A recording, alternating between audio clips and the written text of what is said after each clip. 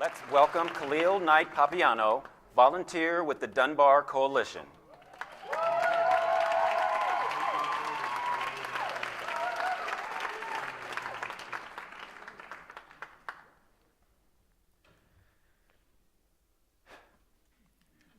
Did you know that the first and only segregated school in Tucson opened in 1913 and was called the Colored School?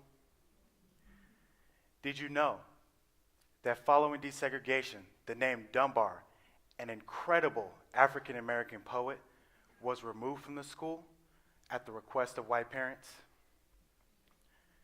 Did you know that a group of Black Tucsonans formed a nonprofit and purchased the property from Tucson Unified School District for only $25 in 1995?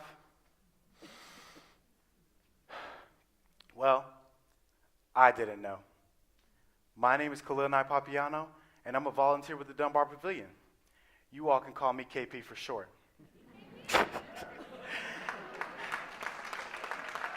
As a young Black man, I felt that there was no place for me here in Tucson.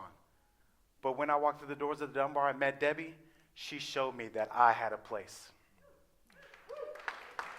She introduced me to the Dunbar Coalition, the nonprofit that brought the property back to life.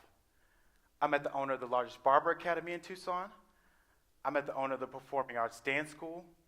I even met some members that walked the very halls of this school when it was segregated.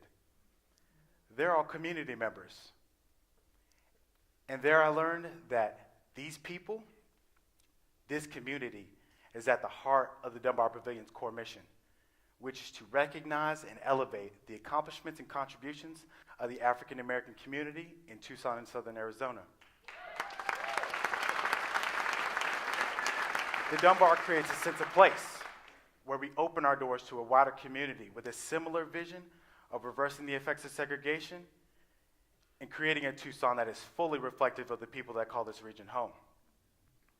African Americans are an estimated 8% in our community here. However, we are far from invisible. The Dunbar Pavilion is a 55,000 square feet property sitting on 2.5 acres that represents the power of African American leadership and community can have on the social, cultural, and economic well-being of this city.